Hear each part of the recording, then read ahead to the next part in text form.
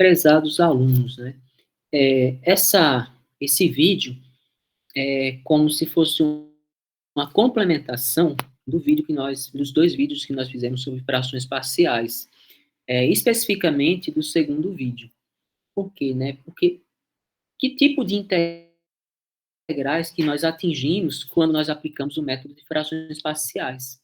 E aí nós podemos obter, naqueles casos mais simples, se você tem uma integral, por exemplo, do tipo a sobre x mais 2, quando você faz integral, isso aqui dá um logaritmo, né? Um a logaritmo. Se você tiver isso aqui, substituição simples, chama o x mais 1 de u e está resolvido o problema.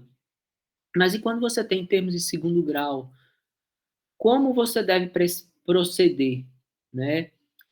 Então, eu vou trazer aqui um caso, né, que nós tivemos um integral no nosso vídeo em que nós chegamos a esse resultado, né, e foi esse daqui, 1 menos x sobre x ao quadrado mais 1 ao quadrado.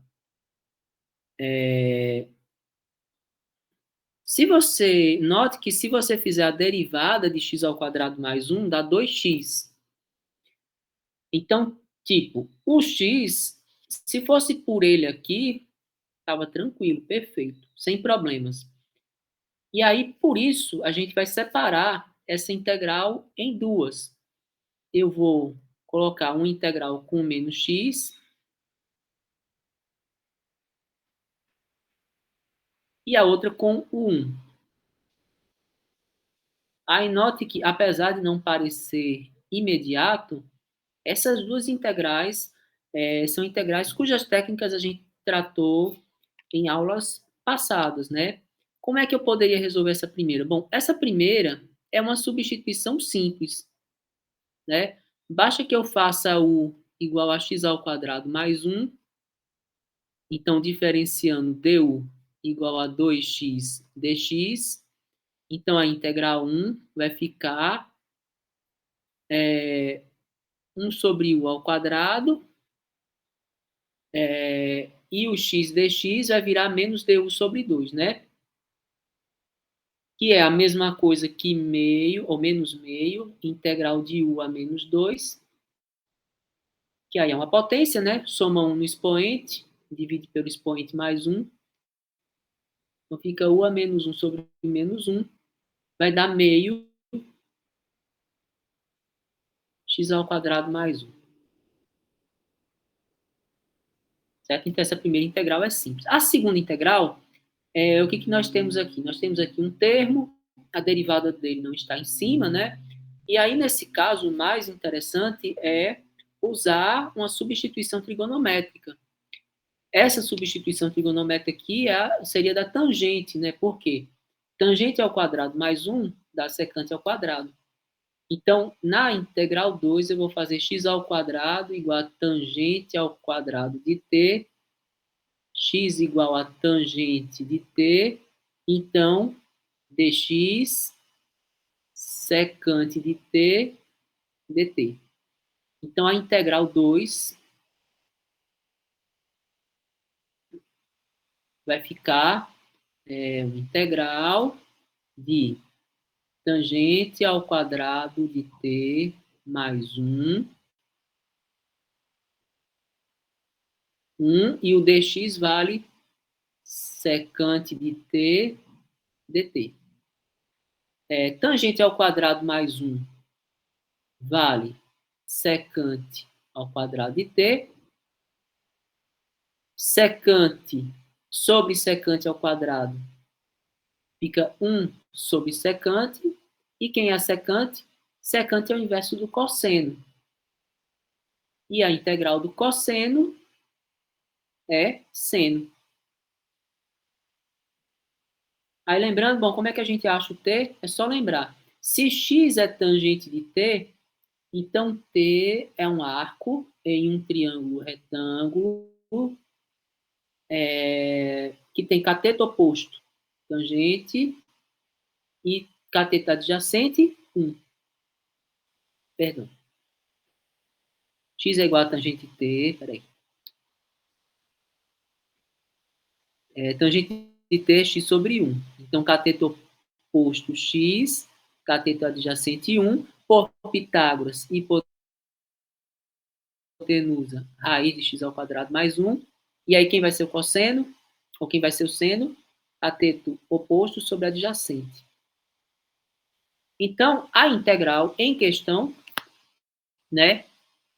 Ou seja, a integral de 1 menos x sobre x ao quadrado mais 1 ao quadrado é igual à integral 1, 2 sobre 1 sobre 2x ao quadrado mais 1, mais a integral 2.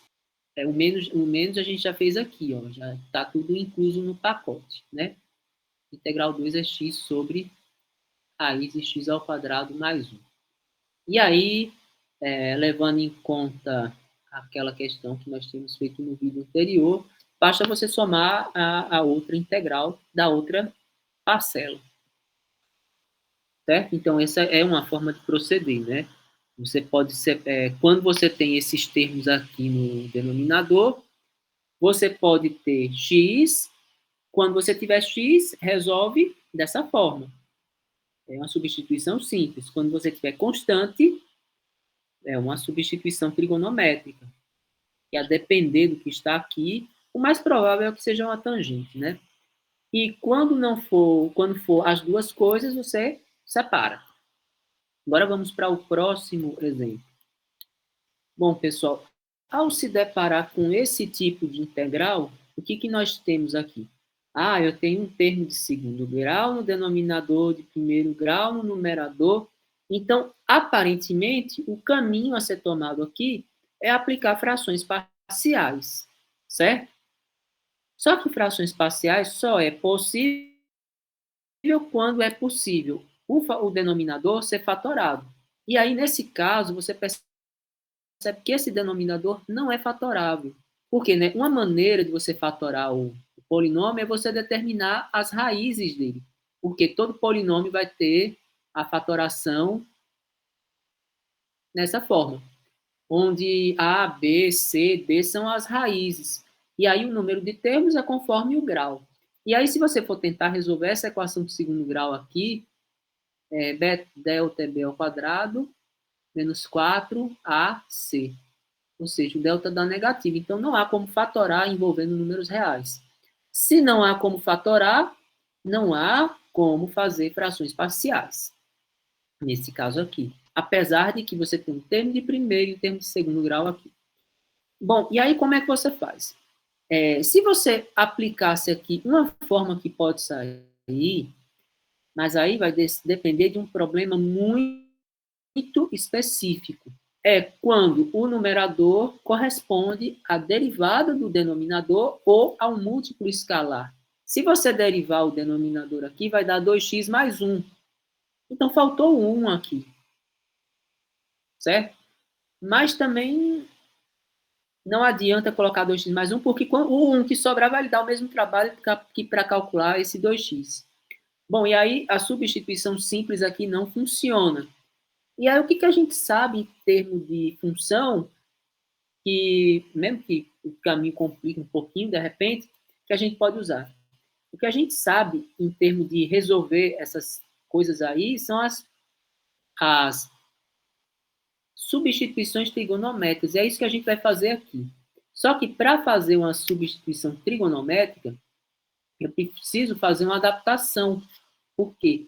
Todas as substituições trigonométricas que a gente conhece são para dois termos, né? Tipo x ao quadrado mais 1, x ao quadrado menos 1 ou 1 menos x ao quadrado. E aí eu tenho dois termos. Aí, nesse caso, eu vou ter que fazer uma reescrita desse denominador de uma maneira que me permita escrever como um quadrado mais ou menos alguma coisa. E aí eu vou fazer o que a gente chama de complemento de quadrados. Então, eu tenho x ao quadrado mais x mais 1. O que eu precisaria aqui para esse cara ser um trinômio quadrado perfeito? Se aqui é o quadrado do primeiro termo e aqui é duas vezes o primeiro pelo segundo, vocês concordam que aqui eu deveria ter meio, certo? Porque quando eu fizesse x mais meio ao quadrado, vamos dar uma linha a mais, eu teria que ter x mais meio ao quadrado. Para quê? Para quando eu desenvolver, eu tivesse x ao quadrado mais 2 vezes x vezes meio. Só que se eu tivesse isso, eu teria aqui 1/4.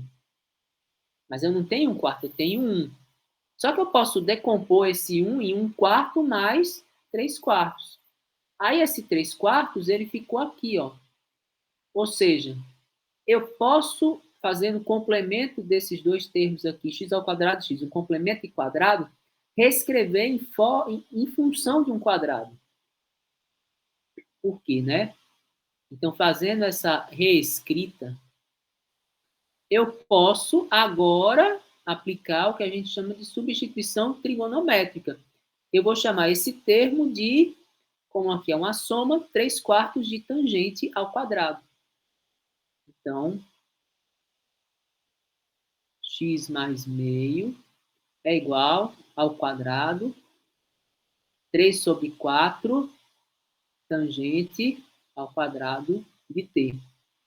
Ou seja, x mais meio é raiz de 3/2 tangente de t, que derivando vai dar o quê? Dx é igual a raiz de 3/2 derivada de tangente secante ao quadrado de t dt. Aí vamos colocar isso na integral agora. Como é que vai ficar a integral? Bom, 2x, quem é o x? O x é esse cara menos meio, né? Ó, então vai ficar 2 que multiplica raiz de 3/2 tangente de t menos meio sobre raiz de 3/2 secante ao quadrado de t, x mais meio, que é ao quadrado, 3/4 tangente ao quadrado de t, mais 3/4, e o dx vale raiz de 3/2 secante ao quadrado de t dt. Então, o que a gente pode fazer aqui em termos de simplificação, né? O que está aqui embaixo, ó, vai ser 3/4 de tangente ao quadrado de t mais 1, que dá 3/4 de secante ao quadrado de t. E aí, essa secante ao quadrado de t daqui cancela com essa. E aí você vai ter uma integral simples, que vai ser uma integral de uma tangente e uma integral de uma constante. Né? Posso levar esse 3/4, o raiz de 3/2 e o 2 para fora. Esse 2 aqui eu posso cortar, né? Tá mais simples. Então, levando as constantes para fora, eu vou ter uma raiz de 3. O 3/4 do denominador vem para cá com 4/3. E na integral, eu vou ficar com... esse raiz de 3 foi, né? Eu vou ter raiz de 3/2 tangente menos meio. Né? Isso aqui vai ficar como, né? Então, 4 raiz de 3/3 integral. Vamos separar essas duas integrais. Ó. Aqui, quando eu multiplicar, vai ficar 4 vezes 3/3. 4/2, 2, né? 2 integral de tangente de t menos 4 raiz de 3 vezes meio vai dar 2 raiz de 3. 2 raiz de 3 integral de dt. A integral de tangente é bem simplesinha, né? É só lembrar que tangente é seno sobre cosseno, faz uma substituição, fazendo aqui rapidamente, ó. Tangente é seno de t sobre cosseno de t. Aí eu vou chamar o cosseno de t de u, então, e o seno de t dt vai ser menos du. Então, vai ser menos ln de u. No caso, u é cosseno. Então, você vai ter 2, menos 2, né? ln de cosseno de t menos 2 raiz de 3t. E agora eu tenho que, obviamente, voltar, fazer aquele arranjo trigonométrico, Vamos lá. Quem é tangente de T? Aqui, ó, eu posso escrever que tangente de T é igual. Eu vou multiplicar por 2, vai ficar 2x mais 1, e vou dividir por raiz de 3. Então, quem vai ser T é um arco cuja tangente é 2x mais 1 sobre raiz de 3. Eu preciso do T, que é arco tangente, né? Esse cara, e preciso do cosseno. Cosseno, bom, quem vai ser esse cara aqui? Vai ser a raiz quadrada da soma dos quadrados, né? Então vai ficar 4x ao quadrado mais 1 mais 3 mais 4, né? Ou seja, 2 raízes x ao quadrado mais 1. Então, isso aqui vou ficar com 2 logaritmo de cosseno, que é esse sobre esse, né? Menos 2 raiz de 3t. Quem é o t? Arco tangente 2x mais 1 sobre raiz de 3. Mais a constante de integração. Então, você tem aqui o resultado, né? Então, não é algo imediato, né? Mas eu posso dizer que é trabalhoso, mas não inclui nada que não tenha sido abordado, visto em algum momento. É só questão de você saber manipular bem as ferramentas, e para saber manipular com excelência uma ferramenta, você tem que exercitar. Então, bons estudos, bons exercícios a todos e todas.